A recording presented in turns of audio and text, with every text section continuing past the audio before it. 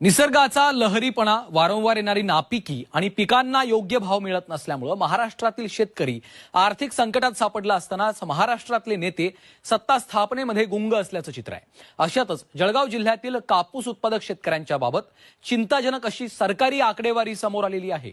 पाहूयात।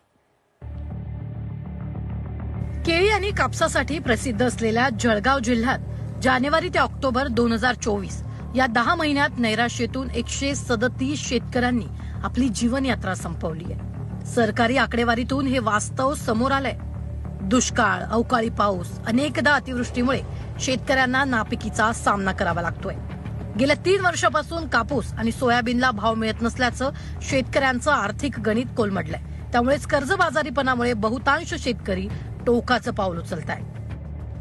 आर्थिक विवंचनेतून दर महिन्याला सरासरी 12 शेतकरी आत्महत्या करतायत। जिल्हा प्रशासनाकडे मदत प्रस्तावासाठी आलेल्या निकषानुसार आतापर्यंत या 10 महिन्यात नैराश्यातून 137 शेतकऱ्यांनी आत्महत्या केल्याचं समोर आलंय। सर्वाधिक आत्महत्या फेब्रुवारी आणि एप्रिल महिन्यात झाल्यात। कापसाचा उतारा पण नाही, बोंडाळी पडल्यामुळे एका पिकाला 2 क्विंटलच्या वरती कापूस आलेला नाही आणि भाव पण नाही।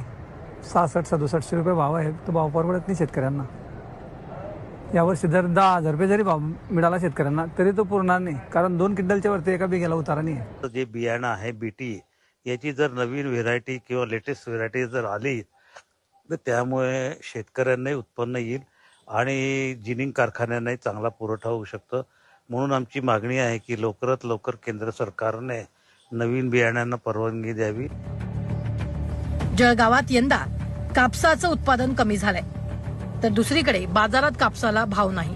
तसंच राज्यात सरकार स्थापनेच्या हालचाली असल्यानं अद्याप कापूस खरेदी केंद्रही सुरू झालेले नाहीत। सरकार स्थापन झाल्यानंतर कापूस खरेदी केंद्र सुरू करण्यात येतील असं आश्वासन शिवसेना नेते गुलाबराव पाटील यांनी दिलंय। तसंच शेतकऱ्यांनी आत्महत्या करू नये असं आवाहन पाटील यांनी केलंय।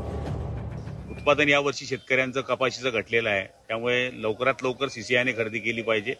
हमी भावापेक्षा थोडे जास्त पैसे मिळाले तर शेतकरी वाचू शकेल, नाही तर शेतकरी वाचू शकणार नाही। पण आता सरकार स्थापन झाल्यावर या गोष्टी होणार आहेत आणि आम्ही सरकारकडनं त्या गोष्टी मागून घेऊ। सरकार बसेल, नंतर मंत्रिपद वाटले जातील, कृषी मंत्री नंतर भाव जाहीर करेल, तसे चिन्ह काही दिसत नाही। तोपर्यंत शेतकरी आता कापूस घरात आलेला आहे, पैशांची अडचण आहे, त्याच्यामुळे तो कापूस विकून मोकळा होईल।